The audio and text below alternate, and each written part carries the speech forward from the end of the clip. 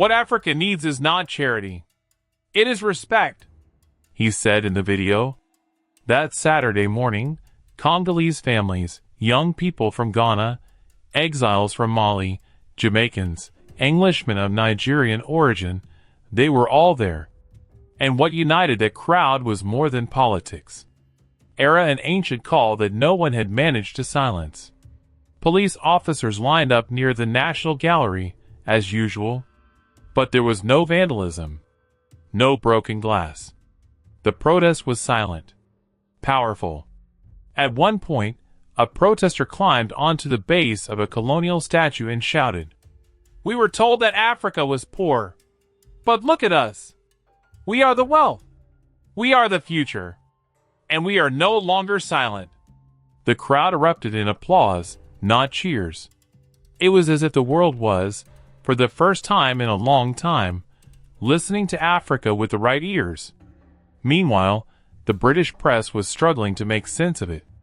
Misleading headlines read, "Mysterious protest in support of African leader accused of breaking with West." But on social media, the truth had faster legs. It's not about rupture. It's about repair. Traoré does not represent us as an idol. He represents us as a symbol. Across the English Channel, in Paris, another march began. Young Algerians, Malians, and French people of African origin took to the streets of Montreal with drums and strong voices. One of the posters read, "Africa is not poor. It is plundered. Africa is not poor. It is plundered." That night, IBRAHIM Traoré made no statement. No video. No live broadcast. But his advisors showed the images. He looked at them for a few seconds and then said, "They understood before I had to explain." And with that, he turned off the screen. Because he knew, what was born there was not a support. It was a reflection. The morning after the protest in London, a security camera caught something unusual at Gare du Nord station in Paris. Hundreds of people wearing t-shirts with IBRAHIM Traoré's face formed a silent line, holding posters with a single sentence written in black ink. "Africa is not poor." There were no sound cars. There were no rehearsed slogans. It was just presence and a message that the newspapers couldn't ignore. Across town, near Place de la République, street artists began painting a giant mural. In it, Traoré shared the space with historical figures such as Patrice Lumumba, Sankara, and Amilcar Cabral. A French tourist asked, "Who is this young man in uniform?" One of the painters replied without hesitation, "It is who reminds the world that dignity does not need European approval." As France tried to understand how it lost control of the narrative, the echoes of the symbolic uprising were already reaching Berlin, Toronto, New York, Buenos Aires, and even Caracas. In the Venezuelan capital, students from the Universidad Central took to the streets with banners in Spanish. "Africa is not poor. It is being plundered just as we were plundered." A woman, exiled from Congo for 20 years, cried when she saw young Latinos defending an African president she had never met in person. "It's the first time I've seen someone talk about our pain without using our pain as an excuse to intervene." The impact was not just political, it was emotional, cultural, and identity-based. And precisely for that reason, it bothered me so much. In the corridors of the European Parliament, members tried to downplay the protests. One diplomat even said, "These movements are disorganized. They don't represent anything concrete." But behind the scenes, alarm bells were ringing. The image of an African president refusing loans, defying treaties, and gaining spontaneous support outside Africa was something that no power was prepared to face. In Geneva, UN headquarters sent an informal request for a public statement from Traoré. He declined. His justification was sent in writing. "I don't need to answer to the world for being African. What the world needs to do is explain why it has kept us silent for centuries." The phrase spread like wildfire. On social media, Activists from Nigeria to Ghana began using the phrase in visual art, in graffiti, in TikTok tracks with millions of views. A new Pan-African aesthetic was beginning to emerge, young, radical, and silent. But the silence was precisely what made it stronger. Meanwhile, in Ouagadougou, Traoré followed his routine.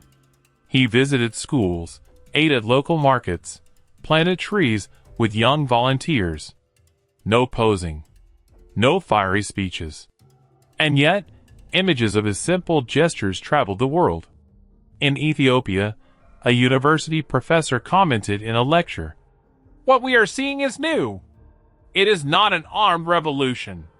It is a revolution of image. A man who does not apologize for being African, and because of that, he becomes dangerous to the system." In South Africa, a group of young people created a collective called Dignity Over Aid, and in their opening letter they wrote, "We don't follow Traoré because he's perfect. We follow him because, for the first time, someone with power seems to look us in the eye." In the first week of global protests, major media outlets began to take action. BBC, France 24, CNN, Al Jazeera, Deutsche Welle, everyone began to cover the enigmatic figure of Captain Traoré, with an increasingly uneasy tone. But no matter was neutral. Ibrahim Traoré, a military populist with anti-Western rhetoric? The captain who fascinates the youth, but threatens the stability of the region? Who is really behind Traoré's image? The questions did not seek answers. They sought fear. In Paris, the previous week's protest was described by the press as public disturbance with signs of radicalization. In London, the Interior Minister mentioned in a speech that certain demonstrations demonstrate alignment with regimes of exception. But the problem was that there was no exception regime. There was no party involved. There were no violent slogans. What there was a feeling. And that, no algorithm could erase. In response to biased headlines, communication students in Dakar launched an independent media project, Africa Speaks First, where they published videos explaining Burkina Faso's political decisions, the historical roots of colonialism, and the real meaning of the word sovereignty. The channel grew 200,000 subscribers in 1 week. In one of the videos, a young Malian journalist said, "They want us to ask permission even to stand up. But now, we are standing." On the African continent, the impact was even more profound. In Nigeria, although the government showed no support, thousands of young people at universities began to gather in discussion groups. One group at the University of Ibadan printed more than 5,000 stickers with Traoré's face and the phrase, "He does not speak for us, but he speaks as we do." That was the point. Traoré was not leading the movement. He had awakened him. In Burkina Faso, foreign journalists were asking for interviews. The official response was always the same. "The president has no comment. He is busy with the ground." On the same day that the BBC published an analysis saying Traoré was a risk to African diplomacy, he was in the interior of the country, inaugurating a well in a village that had never had access to clean water. No press covered it, but a local farmer recorded it on his cell phone. The video showed Traoré kneeling, washing his hands with the first water that flowed. No speech. No entourage. The image went viral. In the comments, "That's why he's annoying. He doesn't need to justify himself. They have studios, but he has presence." The biggest mistake made by the international press was to think that the movement was about one man, but it wasn't anymore. It was about a collective feeling, buried for generations. The shame of being African was being replaced by a new word, belonging. In Washington, a U.S. security advisor wrote in an internal memo, "The risk is not that Burkina Faso will move away from Western influence. The risk is that the entire continent will want to do the same." At that moment, the world understood what many already knew. Africa is not poor. It was just waking up. There were no pamphlets. There was no official call. But at 8 a.m., the streets of Ouagadougou began to fill with people. First came young people, students, motorcyclists, fruit vendors, construction workers in uniform. Then came entire families, old people with walking sticks, children with hand-drawn signs. And no one led. It was the most disorganized and, at the same time, most synchronized march the city had ever seen. There was no electric trio. There was no war cry. But there were steady eyes, steady steps, and a message written on hundreds of makeshift signs. Africa is not poor. We are no one's project. Burkina Faso is not alone. The police arrived early, but retreated quickly. The local commander looked at the officers and said, "They are not protesting. They are existing." On the balcony of the People's Palace, Traoré was informed. He could make a statement, a wave, a gesture. But he refused. "It's not my moment. It's theirs." And he stood there in silence, watching from above a crowd that did not ask for change. She was the change. As the march progressed, people in the windows clapped. An old man with a battery-powered radio broadcast the sound of people walking. It was the only sound. Steps. Breathing. Some voices murmuring prayers. Nothing more. And nothing less. In the city's center, a young woman held a white t-shirt with black handwritten letters. "We don't want saviors.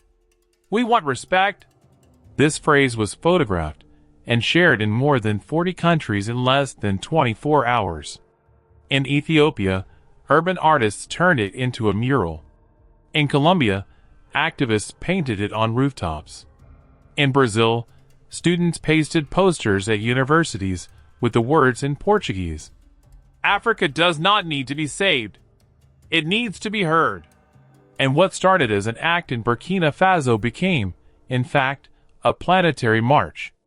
No borders. No leader. No structure. And for that very reason, unstoppable. Meanwhile, the Western embassies in Ouagadougou were meeting urgently. They wanted to understand what Traoré would do with this mobilization. They expected a mistake, an authoritarian decree, an explosive speech, a forced nationalization. But none of that happened.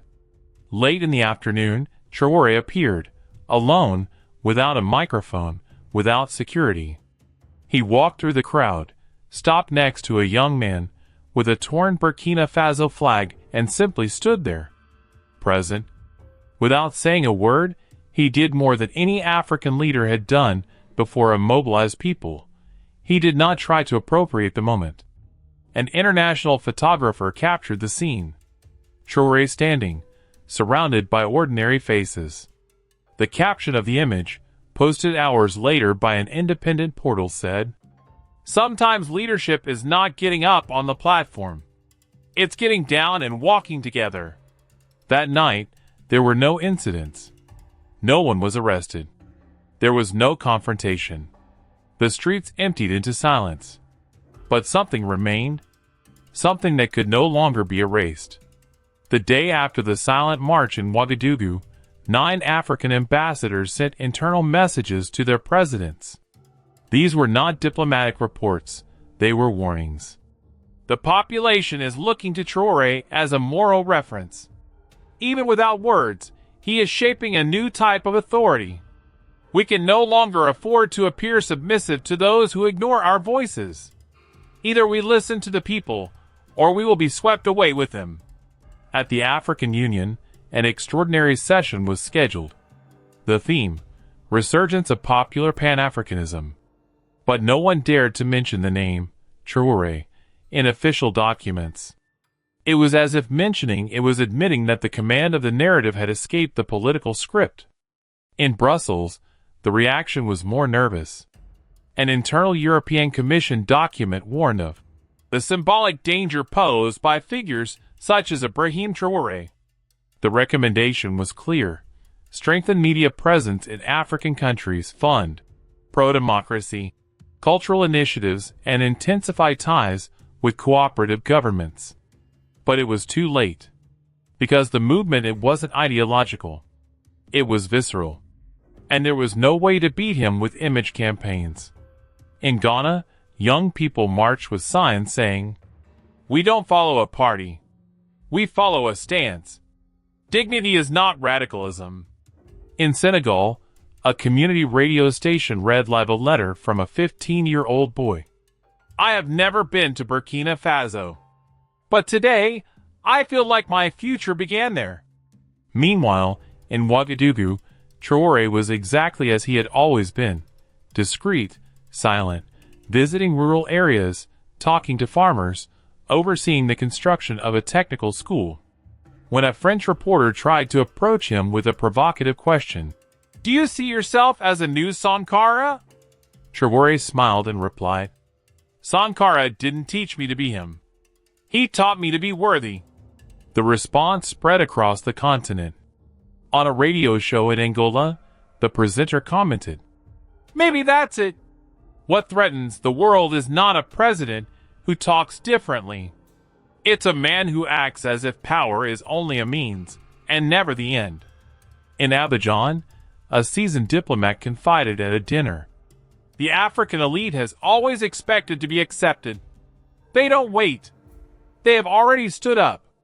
And that either you follow suit or you are left behind." In Nigeria, despite government resistance, the student movement grew. Groups created reading circles on colonization, self-determination, and economic sovereignty. Traoré's name appeared on T-shirts, notebooks, videos, and graffiti on the walls of the University of Lagos. In Brazil, a march in Salvador brought together thousands of young Afro-Brazilians with the slogan, "Our story does not begin in slavery. It begins on the continent that is now awakening."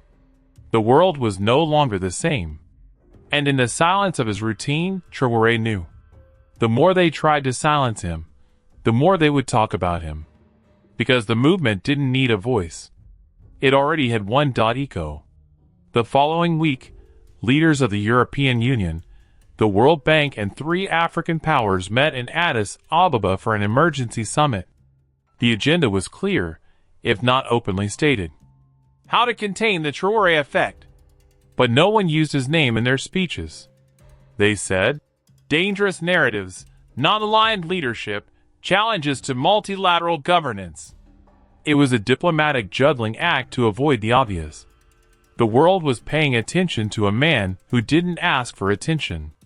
Meanwhile, on the streets of Ouagadougou, graffiti has appeared on dozens of walls, painted by anonymous artists. It shows just one image, Traoré with his hand on his chest, without a uniform, surrounded by children. And a single sentence below. "We don't want speeches. We want dignity."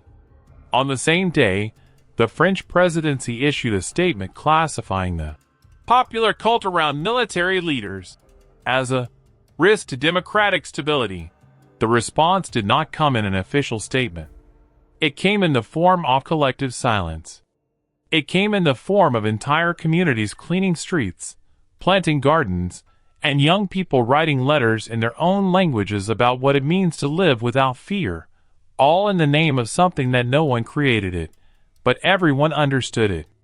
Later that week, IBRAHIM Traoré was invited to speak at an international conference on young African leaders. The event was to be covered by CNN, BBC, and European embassies. He refused, but he sent a young student from the interior of Burkina Faso to represent him. In the envelope with the letter she was supposed to read, there was only this: "I've said too much. Now it's up to them." She read.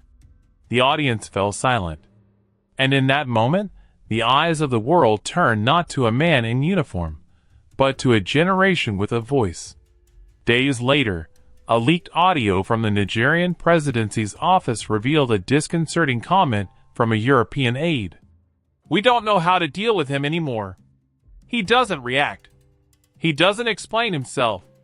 He just carries on." And that's exactly what happened. In the early hours of a Tuesday, While headlines were still debating whether he was a hero or a threat, Ibrahim Traoré walked alone around the People's Palace. A young guard approached and asked, "Lord, the world is waiting for your answer." Traoré looked at him, then at the sky, and said, "My answer is to keep waking up early." The next morning, he was back visiting schools, talking to farmers, walking around unescorted.